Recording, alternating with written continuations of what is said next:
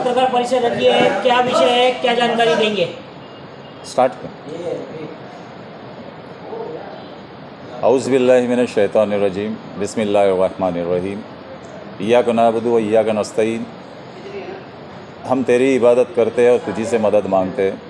अल्लाहुम्मा सल्ली अला मोहम्मद व अला आलि मोहम्मद कमा सल्लैता अला इब्राहीम व अला आलि इब्राहीम इन्नका हमीदुम मजीद। अल्लाहुम्मा बारिक अला मोहम्मद व अला आलि मोहम्मद कमा बारकता अला इब्राहीम व अला आलि इब्राहीम इन्नका हमीदुम मजीद। मैं मराठी मुसलमान, मेरा धर्म जो है इस्लाम है, मेरा नबी मोहम्मद सल्लल्लाहु अलैहि वसल्लम है और अल्लाह मेरा रब है। और इस महाराष्ट्र का मराठी मुसलमान होने के नाते मेरा राजा शिवाजी महाराज है। आज से 15-20 दिन पहले इस्लामोफोबिया का मरीज़ गुस्ताखे रसूल भोंदू बाबा रामगिरी महाराज ने आप सल्लल्लाहु अलैहि वसल्लम के शान में गुस्ताखी की और उस गुस्ताखी के ऊपर राज्य के मुख्यमंत्री और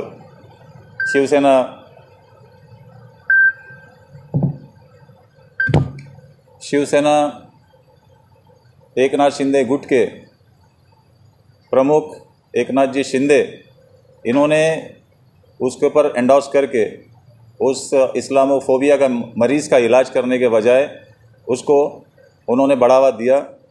और इसीलिए चूँकि मैं शिवसेना एकनाथ गुट के पदाधिकारी हूँ, मुमरा कलवा विधानसभा का संपर्क प्रमुख हूँ, उस नाते मुझे मेरे नबी के ताल्लुक़ से जिसने गुस्ताखी की और जिसके एंडोर्स किया, सबसे पहला मैं उसका निषेध करता हूँ। और मैं ये कहना चाहता हूँ कि मैंने 15-20 दिन पहले ही अपना इस्तीफ़ा पार्टी के जिला प्रमुख गोपाल जी लांडगे साहब को दिया था और उसके बाद में दूसरे दिन वो मेरे पास आए, उन्होंने बुलाया मुझे शाखा पर। तो शाखा पर मैं गया तो वहाँ और भी मुस्लिम पदाधिकारी शिवसेना के मौजूद थे। तो तमाम लोगों से उन्होंने बात करने के बाद में ये कहा कि FM इलियास के साथ यहाँ कौन इस्तीफ़ा देना चाहता है। तब उस कैबिन के अंदर शहर प्रमुख मुबीन सुरवे के साथ में और भी पदाधिकारी थे। तो जैसे उन्होंने जिला प्रमुख ने पूछा कि FM इलियास के साथ और कौन लोग इस्तीफ़ा देना चाहते हैं, उस वक्त तो पूरा कैबिन खाली हो गया और उसमें सिर्फ 2 लोग, मेरे साथ में 2 लोग बचे थे। एक मुमरा शहर उप शहर प्रमुख आज़ाद चोगले और दूसरे मोहम्मद हसन, जिनका उर्फ अच्छू भाई, ये हम 3 लोग मौजूद थे और बाकी सब बाहर निकल गए। तो जिला प्रमुख ने मुझसे पूछा कि तुम रिज़ाइन क्यों करना चाहते हो। तब मैंने उनसे कहा कि रामगिरी महाराज ने जो आप सल्लल्लाहु अलैहि वसल्लम के शान में गुस्ताखी की और उसके बाद में राज्य के मुख्यमंत्री और हमारे पार्टी के प्रमुख एकनाथ जी शिंदे ने उसको एंडोर्स किया, तो मुझे रामगिरी महाराज की बात पे इतना गुस्सा नहीं आया, क्योंकि इस तरीके के इस्लामी फोबिया के मरीज़ ये क़यामत तक आते रहेंगे। जब तक इस्लाम ज़िंदा है तब तक इस तरीके के मरीज़ जो है आते रहेंगे। मुझे इस बात का बुरा लगा कि जिस पार्टी में मैं हूँ उस पार्टी का मुखिया उसको एंडोर्स कर रहा है, उस पर मोहर लगा रहा है। तो उस बात को लेके मैंने अपना रिज़ाइन दिया। और तब उन्होंने मुझसे कहा कि राज्य के मुख्यमंत्री हैं तो वो जाहिर सी बात है सबको संरक्षण देते हैं। तब मैंने उनसे कहा कि इस तरीक़े का संरक्षण मुसलमानों को भी देना चाहिए, क्योंकि वो भी नागरिक है, वो भी यहाँ रहते हैं। लेकिन चूँकि वो मुसलमानों के ख़िलाफ़ एक कोई मुहिम चल रही है, उसीलिए उन्होंने उसका साथ दिया। अगर इसी तरह रामगिरी महाराज के जैसे भोंदू बाबा, मुसलमानों में से कोई भोंदू बाबा शिवाजी महाराज के ताल्लुक़ से या उनकी 8 बीवियों के ताल्लुक़ से कोई अभद्र भाषा इस्तेमाल करे, तो क्या यही राज्य के मुख्यमंत्री उस भोंदू बाबा मौलाना को इसी तरीका संरक्षण प्राप्त करेंगे? तो उनके पास कोई जवाब नहीं था। तो उसके बाद उन्होंने कहा कि शिवाजी महाराज के दौर में इस तरीके के मुसलमानों को बड़े बड़े ओहदे दिए गए थे और उन ओहदों पे फाइज रह के मुसलमानों ने शिवाजी महाराज का साथ दिया था। तो मैंने तब उनसे कहा कि उस महाराज के दौर में शिवाजी महाराज जो है उस वक्त के मुसलमान धर्म गुरु और पीर पैगंबर उस दौर के, और उस दौर के ऐसे मुसलमान जो इमामत भी करते थे और इनके साथ में रहते भी थे, तो उस वक्त के दौर के किसी हिंदू ने अगर मुसलमान के ख़िलाफ़ कोई बात की हो, मुसलमान के इस्लाम के ख़िलाफ़ कोई बात की हो, पैगंबर के ख़िलाफ़ कोई बात की हो और उस पर शिवाजी महाराज ने उसको एंडोर्स किया हो या उसकी जय जयकार किया हुआ, एक ऐसा उदाहरण आप हमें लाके दिखा दो। तो ऐसा आपको उदाहरण नहीं मिलेगा, क्योंकि शिवाजी महाराज जो है मुसलमानों को कभी उन्होंने तकलीफ़ नहीं दी, बल्कि उन्होंने अपने साथ में हमेशा रखा और बड़े बड़े ओहदों पे उन्हें फाइज किया।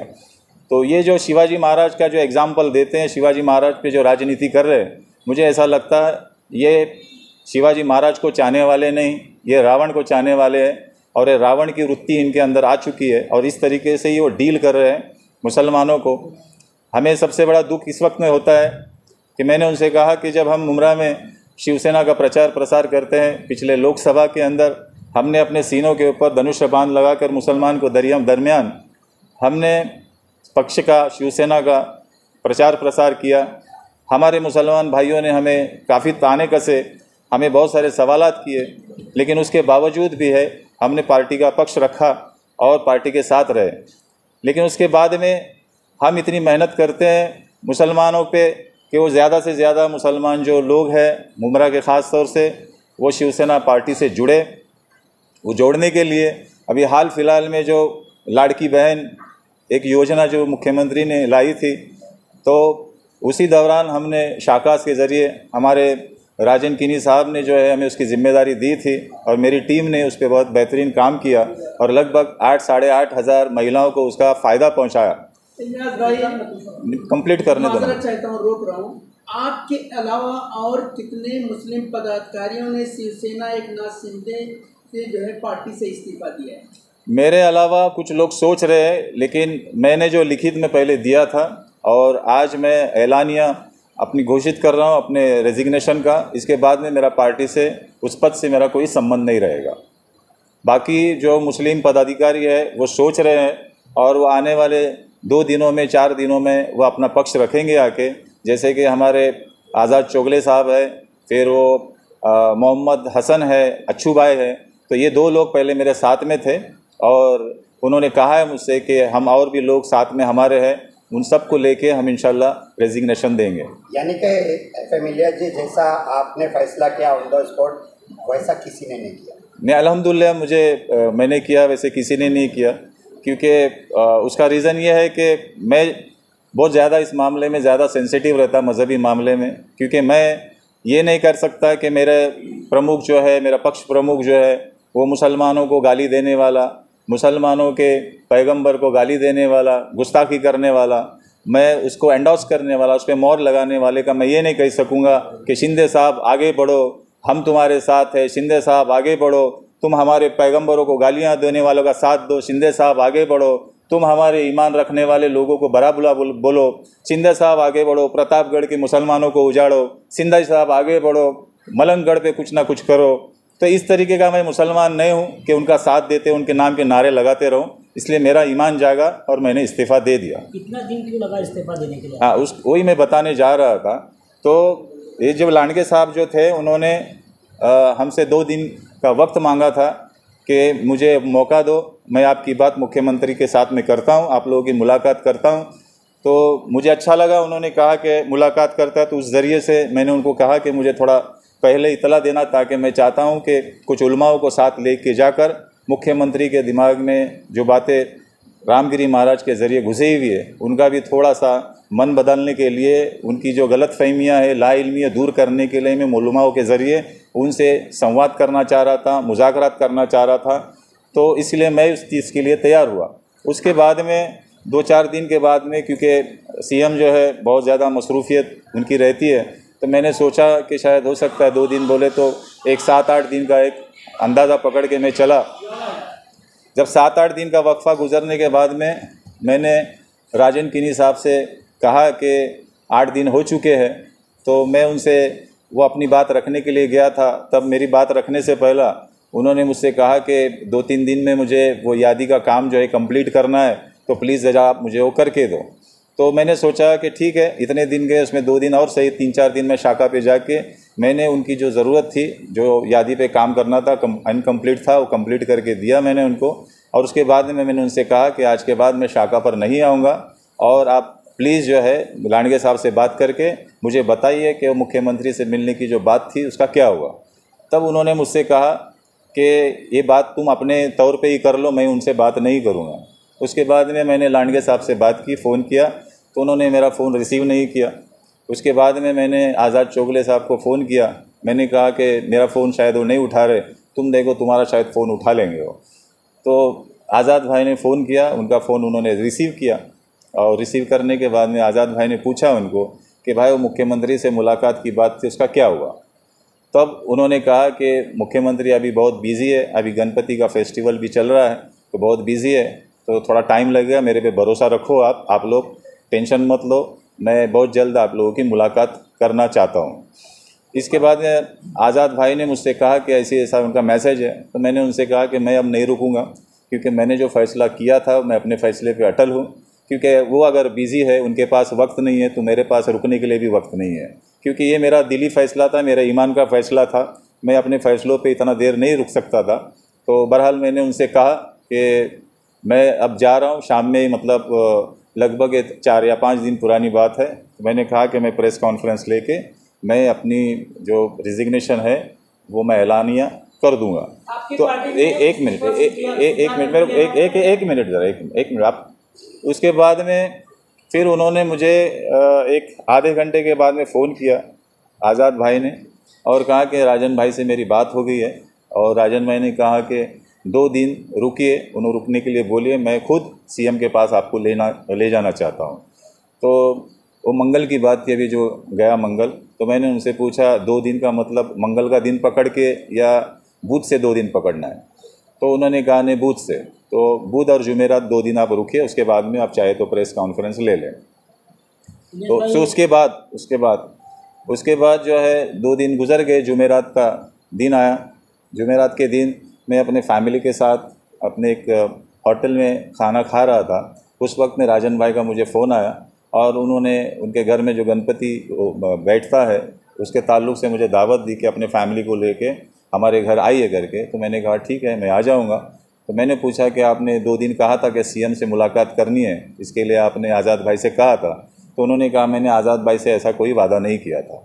तो मुझे बड़ा शौक़ लगा कि इस तरीके से चीज़ें चल रही है। उसके बाद में फिर मैंने आज़ाद भाई को कॉल किया और उनको पूछा मैंने कि वो तो कह रहे कि भाई तुम्हारे से ऐसी कोई बात ही नहीं हुई है। तो मैंने कहा ठीक है। तो बोले नहीं, ऐसी मेरे से बात हो गई है, तुम रुको 2 मिनट। तो उन्होंने कुछ 2 या 3 बार उन्हें फ़ोन किया, उनका फ़ोन शायद उन्होंने रिसीव नहीं किया। फिर दूसरे दिन जो है, जुमा के दिन जो है, फिर मैंने बात की। बोला तुम्हारे को क्या है, मुझे पहला इसका मतलब मुझे भी पता चलना चाहिए कि दोनों में से एक तो कोई झूठ बोल रहा है, तो मुझे पता चलना चाहिए कि माजरा क्या है, क्यों टाला जा रहा है, किस तरीके से क्यों घुमाया जा रहा है। तो मैंने फिर उनसे बात की। तो उन्होंने, आज़ाद भाई ने फिर मुझे फ़ोन पे लिया और कॉन्फ्रेंस कॉल किया उनको, लेकिन राजन भाई ने फ़ोन रिसीव नहीं किया कॉन्फ्रेंस पर। उसके बाद में भी उन्होंने ट्राई किया, उनका कहना था कि मैंने ट्राई किया, उन्होंने मेरा फ़ोन ही नहीं उठाया। फिर शनिचर के रोज़ उन्होंने कहा मुझे जुम्मा के दिन कि तुम एक दिन मेरे लिए रुकिए, मैं और भी पदाधिकारी है, साथ में बैठ के हम लोग फैसला करते क्या करना चाहिए। क्योंकि इस तरीके से मुमरा के जो शिवसेना के पदाधिकारी है, अगर उसको हमारा लोकल नेता ही अगर उसको हिम्मत नहीं देगा, उनकी बात नहीं सुनेगा, उनको नहीं समझाएगा या उनका साथ नहीं देगा, तो फिर हमारा भी रुकना यहाँ जायज़ नहीं बनता है। तो मैंने कहा ठीक है।